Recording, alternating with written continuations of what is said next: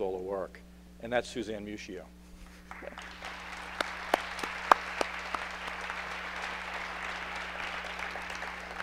Try to get 15 people, plus candidates, plus consultants, coordinated on one calendar. Good luck.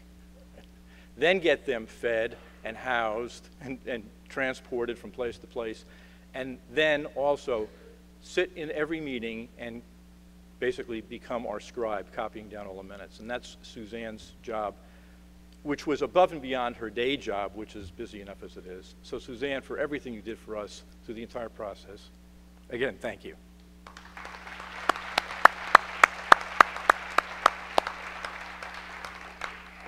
And then finally, Sister Margaret Anderson, who co-chaired the committee. Again, a woman who has dedicated her life to the Dominican tradition and faith, who has given 9 years of exemplary service and dedicated hard work to this college as a board member, has served as my vice chair for 2 years, not an easy job at all. You never know what country I might be calling from or what time I might be calling, but every time I would call her for help, guidance, support, she always answered the phone. She was always there. When I asked her to take on this role as vice chair of the committee, she said yes without a question. What I didn't know was that her brother, a retired priest in New Jersey, was in failing health and failing rapidly, but she never said no. And for the next several months as we worked through the committee, she was taking every bit of time she could, without impinging on the committee's work, to go down to New Jersey to tend to his health care needs and just to visit with him. He passed away the week before the last of the final visits from the candidates. And she wanted to be here for those visits, and so she postponed his funeral for a week so that she could be here with the candidates. That's a level of dedication that few of us could ever make. And for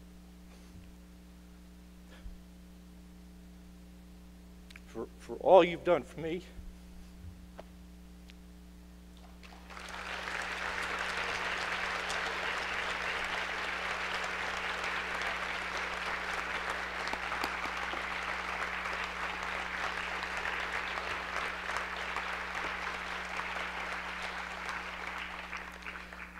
okay, so I've strung that out long enough, right?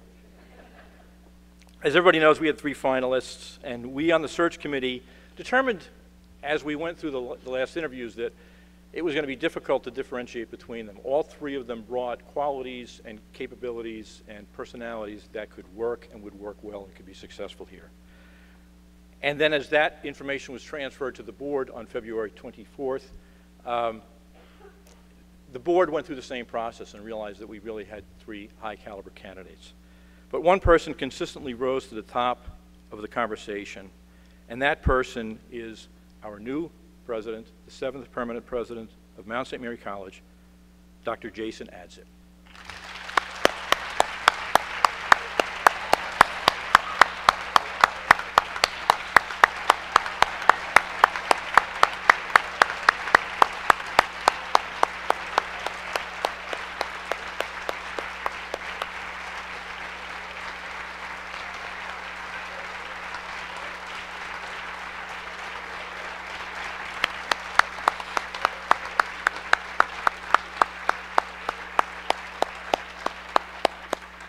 Jason's the one with the bow tie.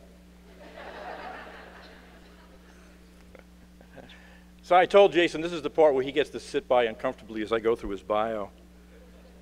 And I'm not going to do the whole bio. That's on the press release that's being released actually coincidentally with this announcement.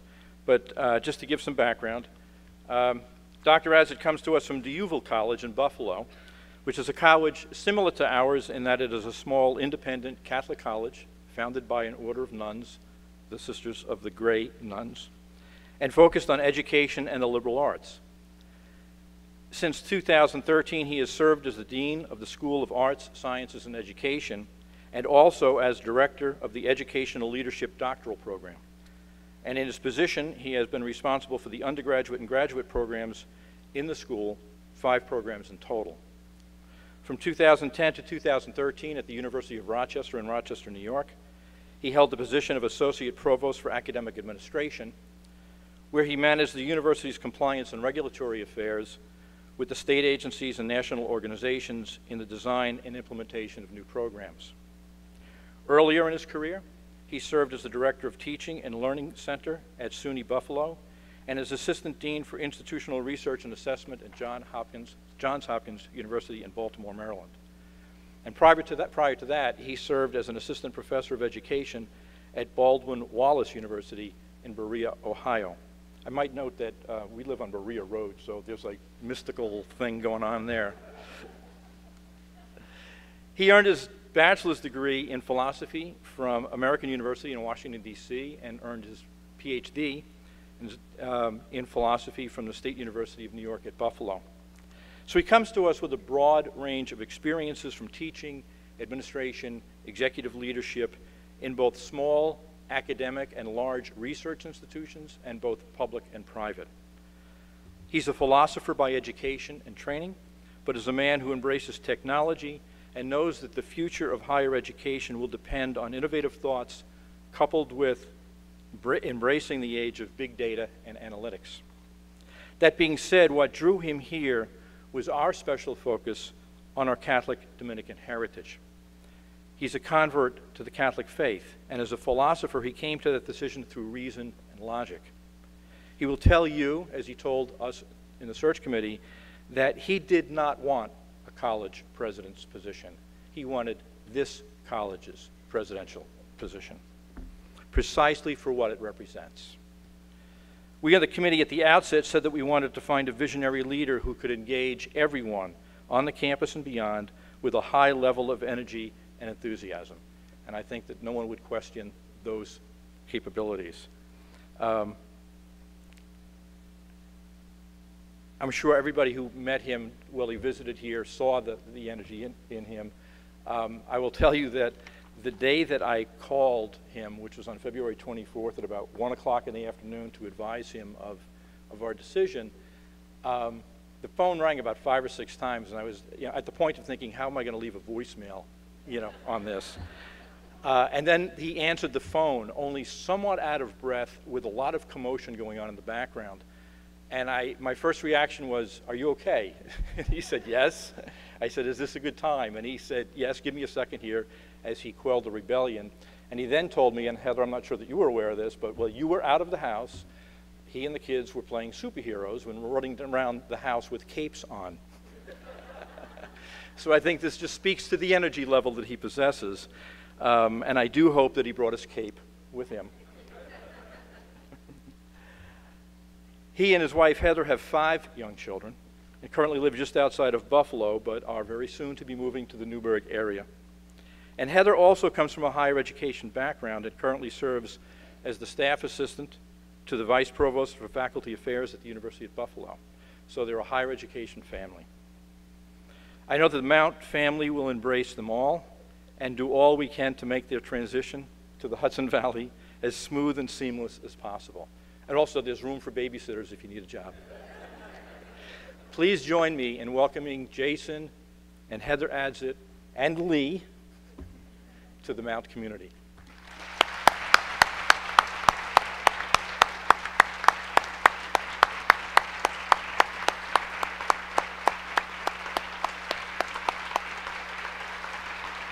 There's a water there if you need it. Yeah. Hey.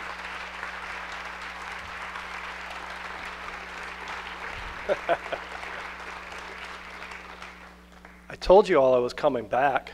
You had to believe me. You'll have to please bear with me a little bit. I'm getting over my first bout of laryngitis that I've ever had in my entire life. I knew I had a voice or a face for radio, and now I have a voice for one, sounding like Wolfman Jack. I had a big long speech set up. Now, as a philosopher, I'm obligated to begin by talking about Plato and Aristotle, but as I was walking up here, I realized that I needed to say something very different. This is a day for giving thanks, and I want to start by thanking a whole bunch of people here before we start talking about renewal. It starts with Sister Ann.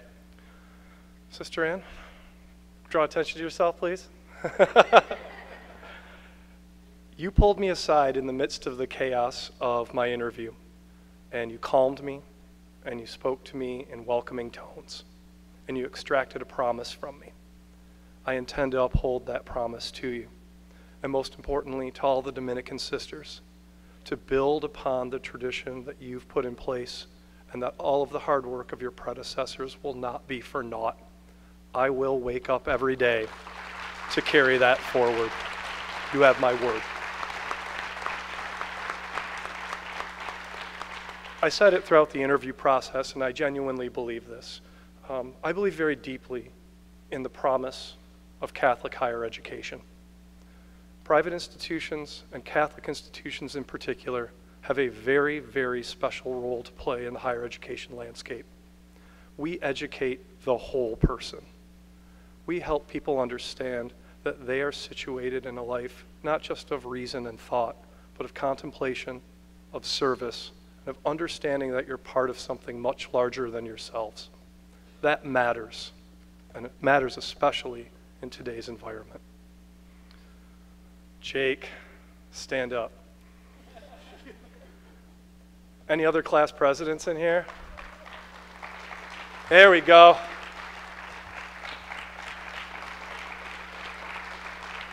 Listen, students, you are the reason why we exist. The first thought that's going to go through my head each day is, what are we doing to help enhance student learning and enhance the student experience? I am going to be accessible. I am going to be visible. I am going to listen to you. And we may not always disagree, but all of our voices will be heard. That's my promise to all of you. And it started with the promise that I made to Jake when he put the screws to me during the interview process to make sure. Apparently we're going to have to talk about parking and curfews at some point down the road. I'm sure that that's a brand new discussion that we're just initiating with my presidency. David and Michael and Lynn, can you please draw attention to yourselves? Thank you. Having been a faculty member on many of these search committees, I can tell you how difficult it is to be in that position. Everyone wants to get information out of you. Everyone wants to find out what's going on the inside, and you're carrying the thoughts and expectations of an entire faculty with you. My promise to you is that we are going to govern together. I am going to listen. I come up from the faculty, and I know how important it is to have your voices heard, your ideas at the table, and your thoughts and wishes understood. We're going to govern together. Finally, to the trustees. You all put me through a rather thorough process. I think you probably know me better than I know myself.